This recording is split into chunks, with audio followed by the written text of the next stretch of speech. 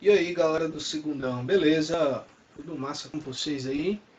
Espero que sim. Hoje a gente vai dar continuidade ao assunto.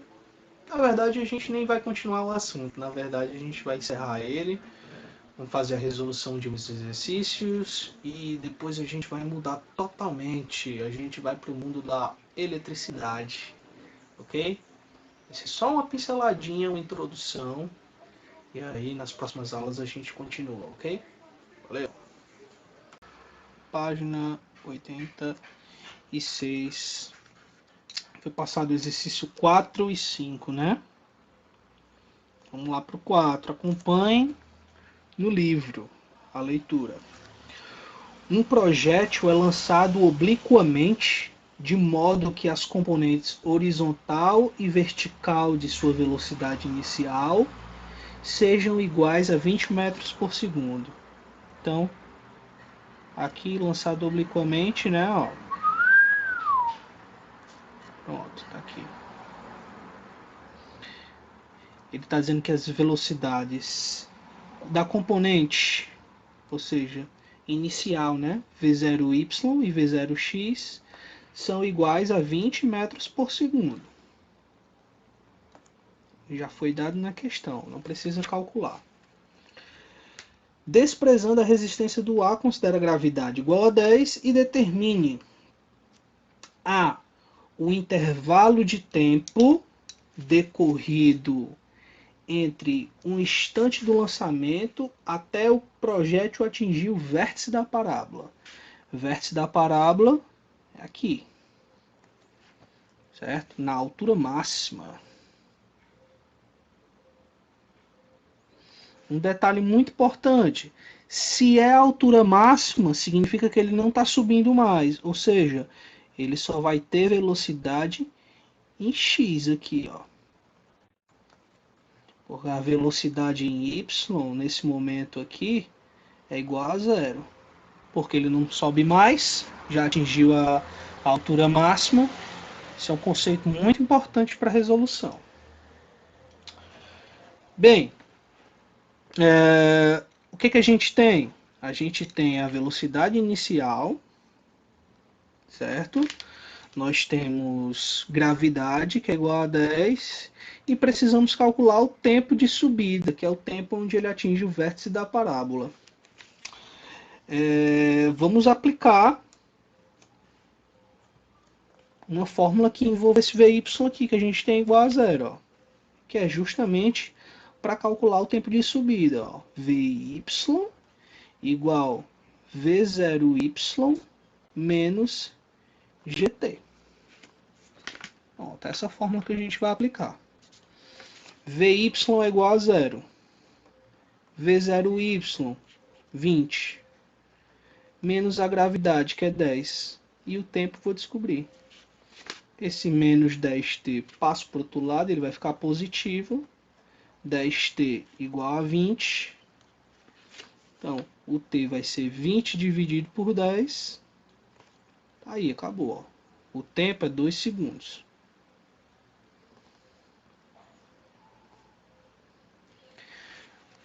Que fácil. O importante é dizer que se ele demora 2 segundos para chegar ali, ele demora 4 segundos para chegar bem aqui. Ó. Certo? Porque o ponto mais alto é a metade do percurso. Se ele demora 2 segundos para subir, ele também vai demorar 2 segundos para descer. No item B, a velocidade mínima atingida pelo projétil.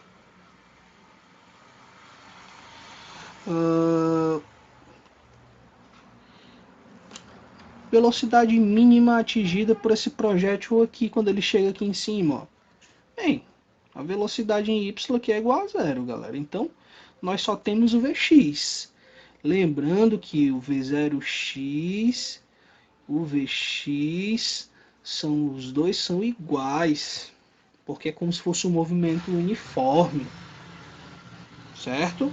Então, a velocidade mínima aqui vai ser igual a 20 metros por segundo, que é igual à velocidade do x, que é igual à velocidade do v0x. Permanece sempre a mesma coisa. Certo? Conceitos muito importantes. O item C.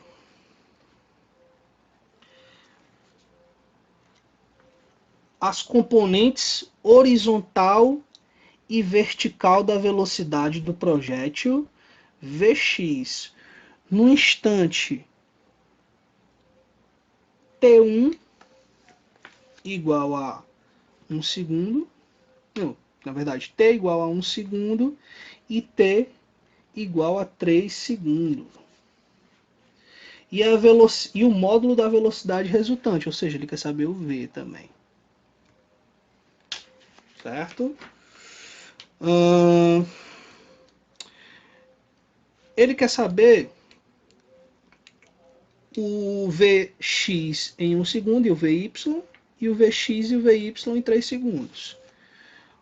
Bem, o Vx em 1 segundo vai ser igual ao Vx em 3 segundos, que vai ser igual ao Vx, porque não muda. Vai ser igual a 20 metros por segundo. Beleza? Sempre.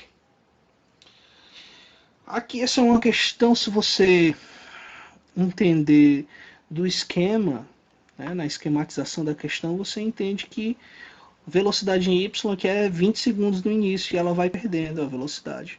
Ele perdeu a velocidade total quando chegou aqui num tempo igual a 2 segundos. Ó. Ou seja, bem aqui o tempo é igual a 1 segundo e bem aqui o tempo é igual a 3 segundos. Se a gravidade é 10 metros por segundo ao quadrado, significa que ele perde ou ganha 10 metros por segundo a cada segundo que passa. Então aqui eu posso dizer que aqui a minha velocidade de y vai ser 10 metros por segundo. Aqui zera, aí depois volta de novo aqui, ó, a ser 10 metros por segundo. A gente confirma isso aí através da fórmula. Mesma fórmula que a gente utilizou aqui no início, ó, a gente aplica aqui. Vamos lá. Vy igual V0y menos GT. V0y é 20. 20 menos 10 vezes o tempo, que é 1. E aí a gente fica com 20 menos 10, aí ó, 10 metros por segundo. E aí fazendo, isso aqui é para o tempo igual a 1. E agora fazendo tempo igual a 3.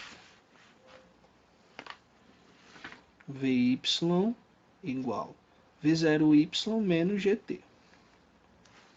20 menos 10 vezes 3. Aqui, ó, dá 20 menos 30, que dá menos 10. Certo? Aqui, ó, é apenas o módulo. O que é o módulo? Deixa o valor negativo ou positivo.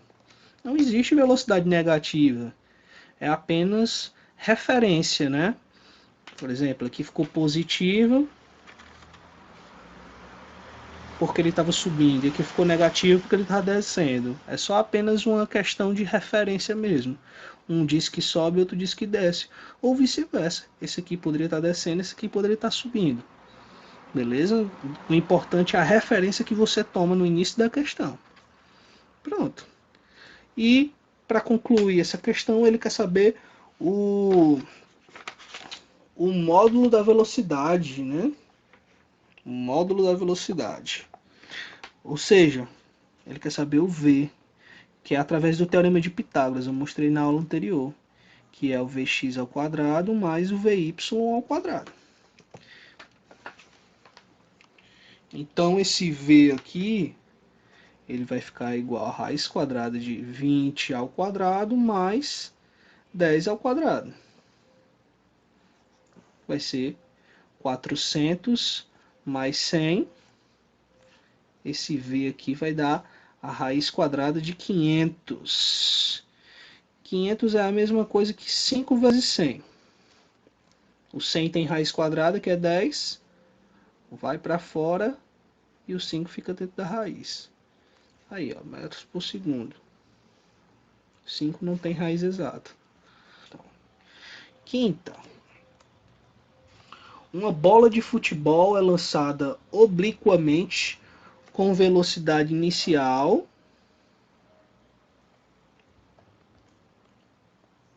de 20 metros por segundo.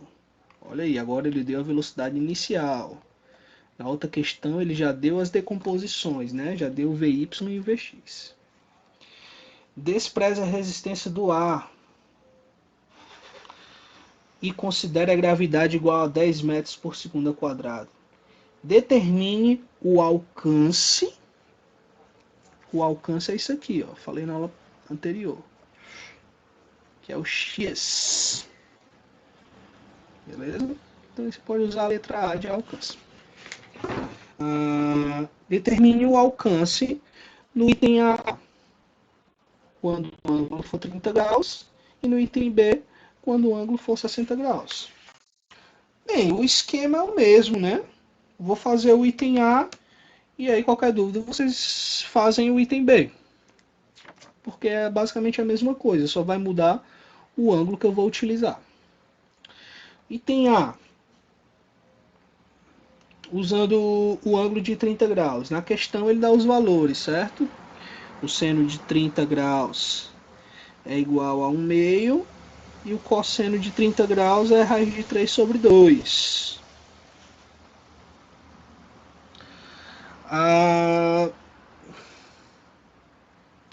Vamos lá.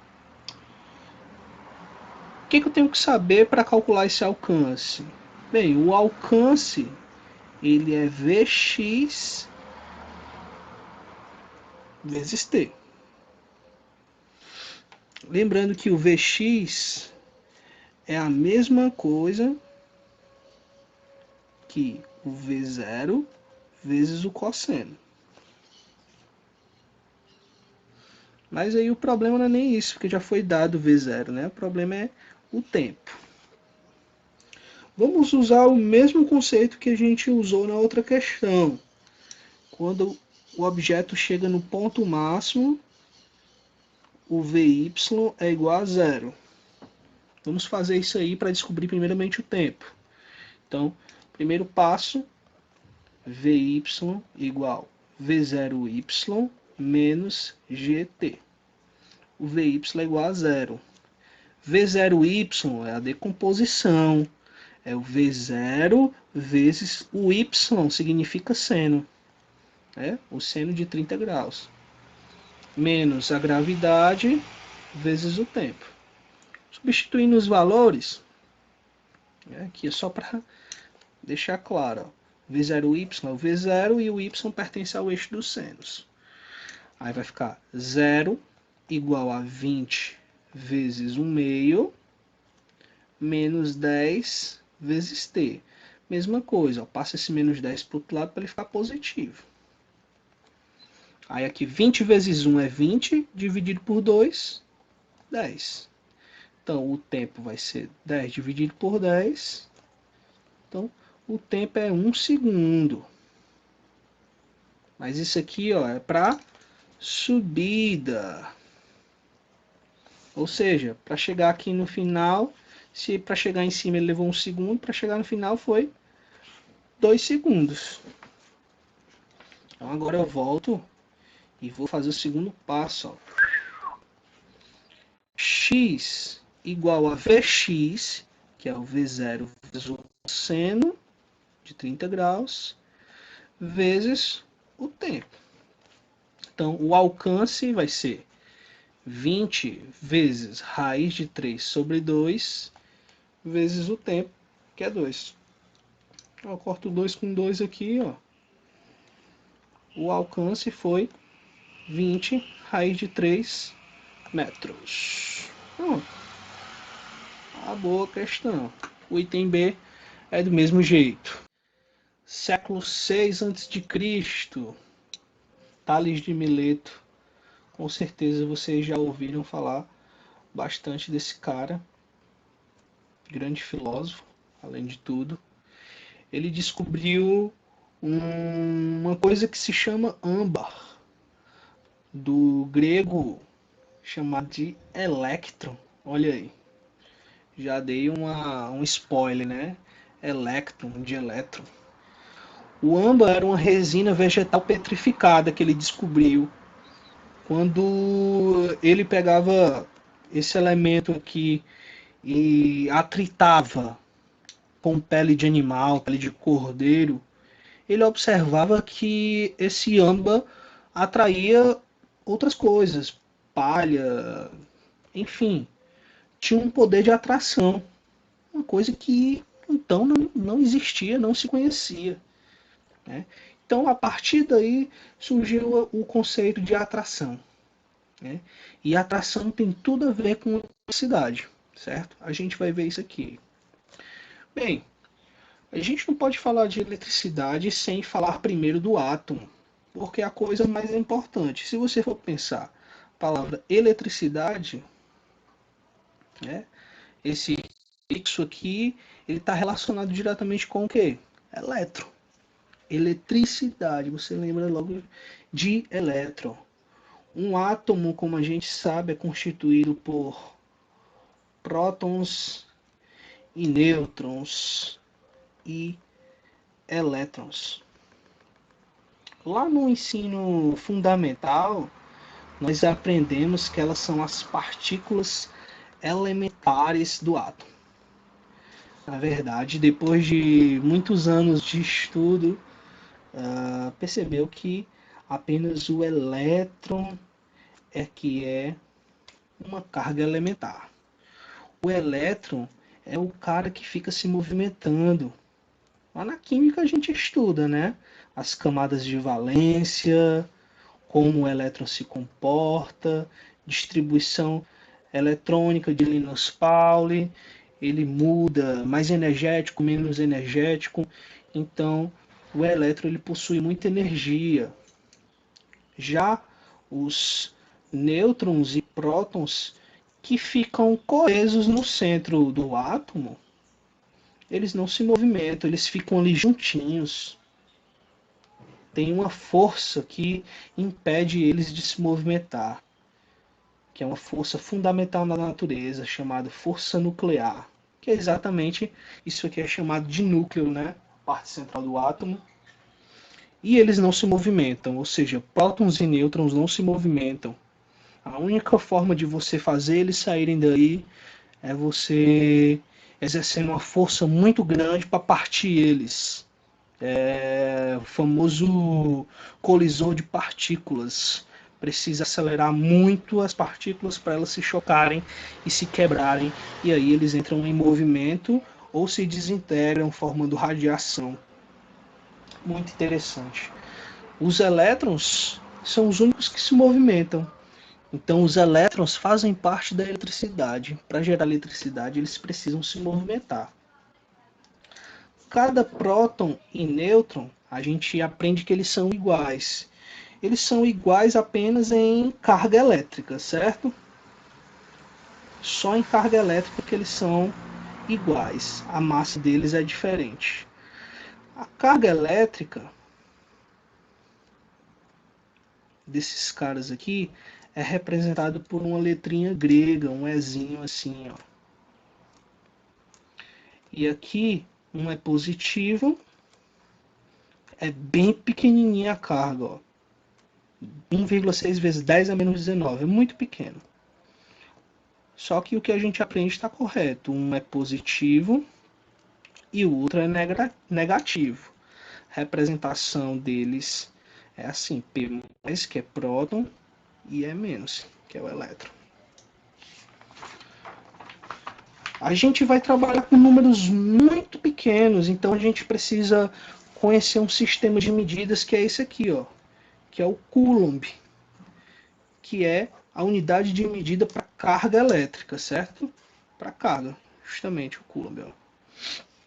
Então a gente vai trabalhar com grandezas muito pequenas. Então vamos ver aqui, ó, MC, micro C, nano C e pico-C, certo? Aqui é 1 milicoulomb. Coulomb é o nome do cara que inventou, né? Aqui é 1 microcoulomb. Aqui é 1 nanocoulomb. A gente ouve muito falar na nanotecnologia. E aqui é o picocoulomb, que é muito menor, 1000 vezes menor do que o nano. Esse aqui vale 10 a menos 3. Esse aqui é 10 a menos 6. Esse aqui é 10 a menos 9. Ou seja, esse aqui é 10 a menos 12. Nanotecnologia, por exemplo, se você pegar 1 metro, pega aí 1 metro, divide em 1 bilhão de vezes. 1 bilhão de vezes. Aí você chega no tamanho de algo que é nano. Por exemplo, nanorobôs que fazem cirurgia dentro do corpo humano. É 1 bilhão de vezes menor que o metro. Incrível, né? E aí, para a gente calcular a carga elétrica em um corpo, ela vai ser mais ou menos N vezes essa carga.